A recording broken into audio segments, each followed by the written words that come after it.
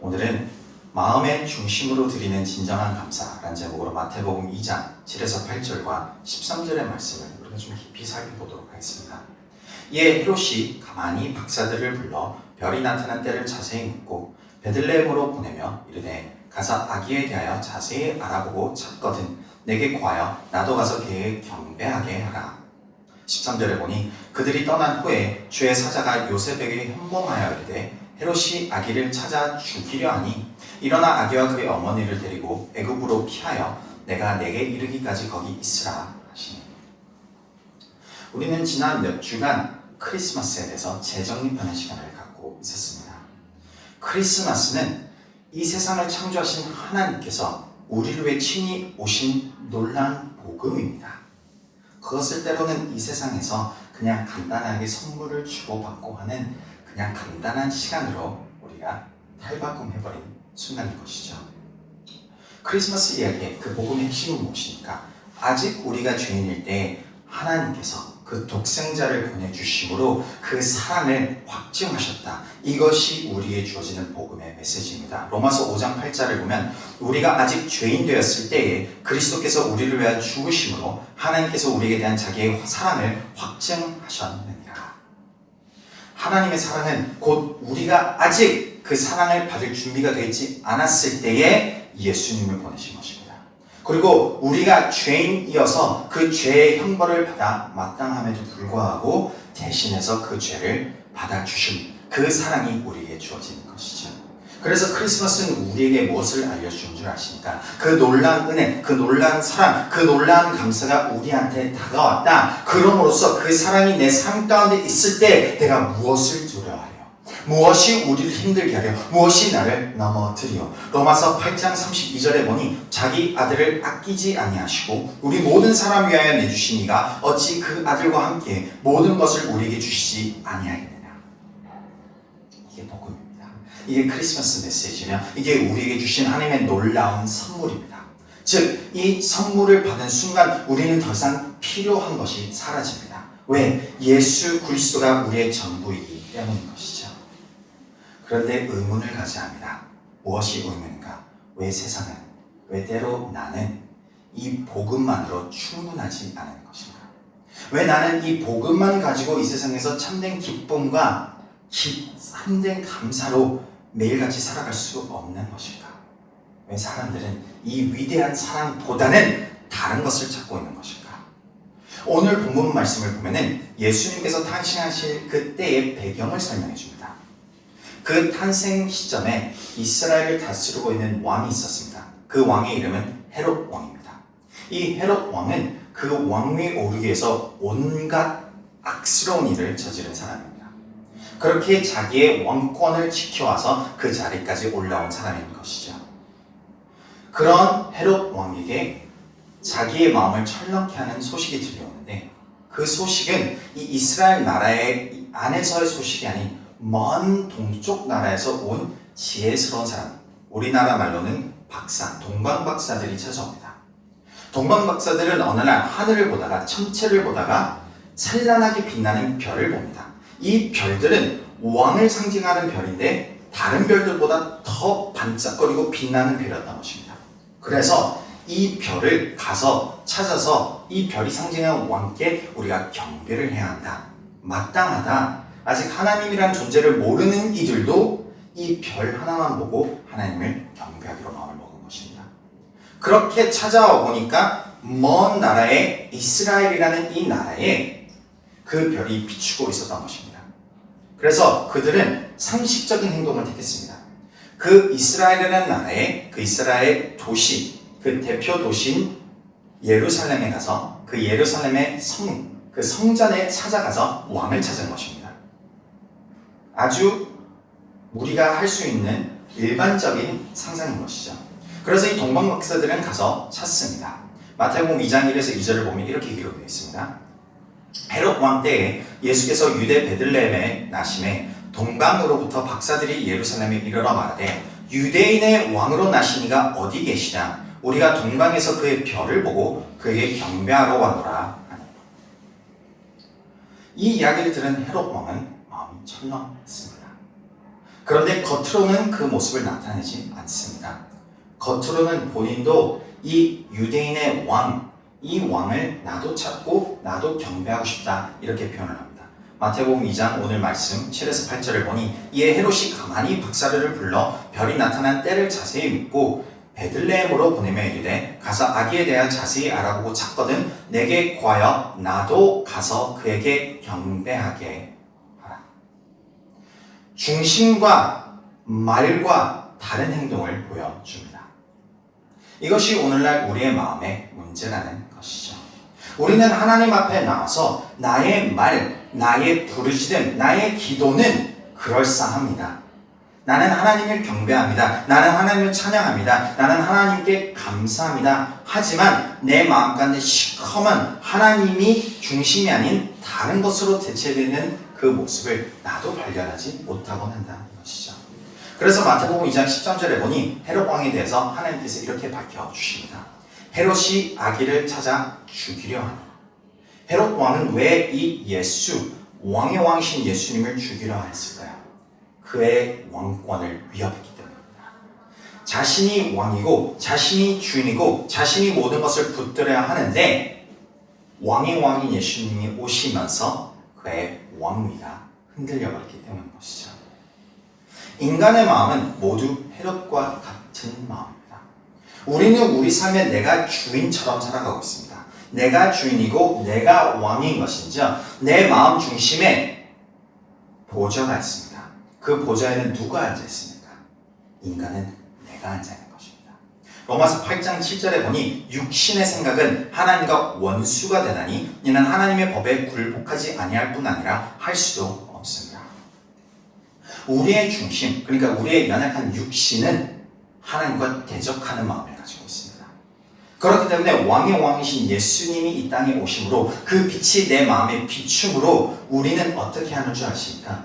헤롯처럼 겉으로는 하나님을 찬양하리라 라는 포장을 가지고 있지만 내 마음의 중심에서 나는 그 왕위에서 물러날 생각은 없습니다. 어떻게든 공존해 볼 수는 있습니다. 이 공존한다는 신앙생활은 어떤 모습인지 아십니까? 타협이자 거래입니다. 우리가 하나님 앞에 이만큼 예배를 드렸습니다. 이만큼 헌금을 해봤습니다. 이만큼 헌신을 해봤습니다. 이만큼 내 시간을 내어드렸습니다. 그런데 내 현실은 바뀌지 않았네요. 그러면 나는 왜 예수라는 존재를 믿어야 합니까? 라고 타협과 거래 속에 예배를 드리곤 한다는 것이죠. 이것은 헤롯 왕과 별과 다를 없는 모습이라는 것입니다. 그래서 마태복음 2장 16절에 보면은 이 헤롯이 박사들에게 속은 줄 알고 심히 노하여 라고 기록되어 있습니다. 왜 노하였을까요? 예수님을 찾고 예수님 앞에서 경배하는 그 진심 어린 마음이었다면 기다리고 예수님이 오실 그날까지 인내할 줄 알았을 것입니다. 오히려 하나님이 그 중심을 알았기에 예수님을 만나도록 인도해 주셨을 것입니다. 그런데 헤롯 왕의 중심이 예수를 죽이고자 하였던 그 중심, 그 마음의 목표가 어그러지니까 분노가 일어났던 것입니다. 하나님 앞에 우리의 기도는 어떻습니까? 우리의 신앙생활은 어떻습니까? 나의 믿음의 여정은 어떻습니까? 혹시 이러한 좌절을 맛보신 적은 있습니까? 열심히 주일 성수하면 뭐합니까? 내 삶은 여전히 변하지도 않는데, 하나님께 헌금하면 뭐합니까? 내 삶에 바라는 것 하나 이루어주시지도 않는데, 남을 열심히 사랑하고 섬기면 뭐합니까? 내가 간절히 바라는 기도는 응답되지 않는데, 내가 이렇게 부르짖고 있다면 나의 중심은 헤롯 왕처럼 시커먼 중심으로 하나님 앞에 거래와 하나님 앞에 내가 아직 왕이고 예수님은 내 곁에서 보좌관으로 해주세요 라고 하는 신앙생활이라는 것입니다. 이것이 인간의 현실입니다. 이것이 우리의 주어진 육신의 현실이라는 것이죠. 그렇기 때문에 그리스도인들도 우리가 예수를 믿고 예수님 안에서 우리가 하나님을 찬송할지라도 우리의 육신의 마음 가운데 쏠려 있을 때는 내 마음이 이렇게 섭섭해집니다. 하나님 앞에서 나도 좌절합니다. 나도 주님을 바라면서 왜 내 현실을 이렇습니까? 주님 앞에 이 정도로 헌신했으면, 이 정도로 내가 드렸으면 이제는 좀 나아져야 되지 않겠습니까? 라고 나도 좌절하고 하나님 앞에 분노를 표출하고 있는 것이죠. 그런데 우리 하나님은 신실하신 하나님이며 우리 하나님은 은혜의 하나님이십니다.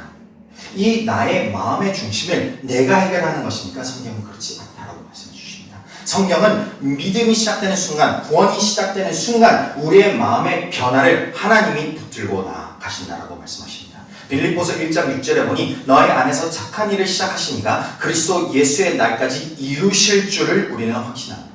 구원을 이루신 하나님께서 그것을 완성하게 가는 것도 주님이십니다. 그렇기 때문에 예수님이, 성령님이 우리 안에 계시면서 때로는 우리 마음의 책망을, 때로는 우리 마음의 위로를, 때로는 우리에게 공감을 허락하시면서 우리에게 하나님의 뜻을 깨닫게 하시는 것이죠. 그래서 우리 마음을, 완악했던 마음을 부드럽게 변화시켜 주시는 것입니다. 그렇기 때문에 우리에게 무엇이 주어집니까? 우리에게는 낮아짐이 주어집니다. 우리에게는 광야가 주어집니다. 우리에게는 시험이 주어집니다. 이 모든 것들은 하나님께서 무엇을 하시기 위하여 내가 끝까지 내려오고 싶지 않은 내 보좌 위에 하나님이 앉으시도록 하시는 방향인 것입니다. 베드로전서 1장 6에서 7절을 보니 이렇게 기록이 되어 있습니다. 그러므로 너희가 이제 여러 가지 시험으로 말미암아 잠깐 근심하게 되지 않을 수 없으나 오히려 크게 기뻐하는도다. 너의 믿음의 확실함은 불로 연단하여도 없어질 금보다 더 귀하여 예수 그리스도께서 나타나실 때에 칭찬과 영광과 존귀를 얻게 할 것입니다. 베드로가 우리에게 이야기하는 것은 무엇입니까? 우리의 인생의 모든 여정은 하나님 앞에 칭찬과 영광과 존귀를 얻게 할 과정이라는 것입니다.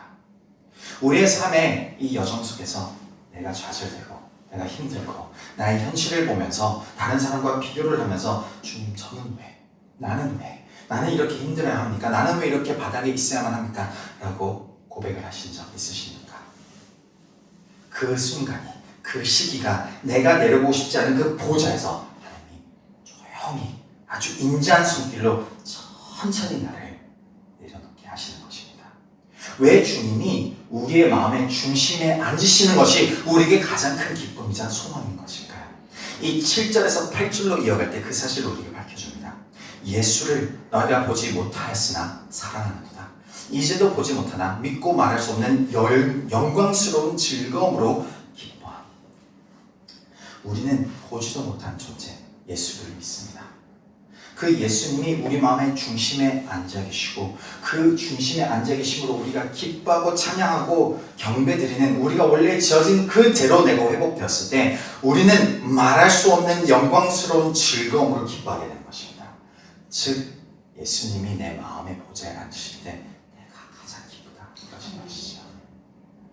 사랑하는 성도 여러분, 우리가 하나님께 진정으로 감사할 수 있는 이유는 무엇입니까? 그 이유는 왕의 왕이신 예수님께서 하늘의 보좌를 잠시 내려놓으시고 이 땅에 오셔서 내가 아직 죄인일 때 나를 위해서 대신 십자가에 못 박혀 돌아가시고 죽으시고 부활하시기 때문입니다. 그리고 그 선물을 크리스마스 이 시즌에 우리에게 다시 되새김해 주십니다. 내가 너의 왕이니라. 내가 너의 주인이니라. 내가 너의 마음 가운데 앉기를 원하노라.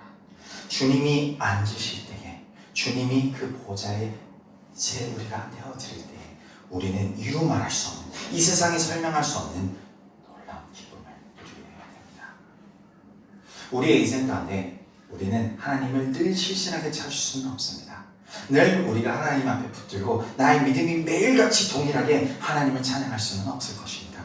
그런데 우리에게 주시는 확신은 무엇인지 아십니까? 디모데후서 2장 13절. 우리는 미쁨이 없을지라도 신실함이 없을지라도 주는 항상 미쁘시니 신실하시니 자기를 부인하실 수 없으시리라. 주님께서 시작하신 그 구원이 하나님께서 완성해 가십니다. 그것은 우리에게 주어진 약속입니다. 그렇기 때문에 때로는 우리가 좌절할 수 있습니다. 때로는 내가 이해되지 않는 상황 속에서 주님 앞에 발버둥 칠 수 있습니다. 그러나 주님은 인자한 눈빛으로 우리를 바라보시며 우리를 끝까지 붙들어 가십니다. 그리고 마침내 이야기하십니다. 하나님께서 우리 삶 가운데 하나님의 뜻을 이루시노라. 그래서 매일의 삶 속에서 우리가 들을 수 있는 가장 큰 감사는 무엇입니까? 골로새서 3장 17절입니다. 또 무엇을 하든지 말에나 일에나 다 주 예수의 이름으로 하고 그를 힘입어 하나님 아버지께 감사하라. 주님이 중심이셔 주 예수 그리스도의 이름으로 살아가는 그 삶을 때로는 신실하지 못할 때 주님을 붙들고 때로는 우리가 넘치는 그 믿음과 감사함으로 하나님 앞에 놀라운 간증으로 살아갈 때 주님은 모든 것을 합력하여 선을 이루셔서 마침내 주님 앞에 그 영광스러움으로 감사히 받으실 줄 믿습니다.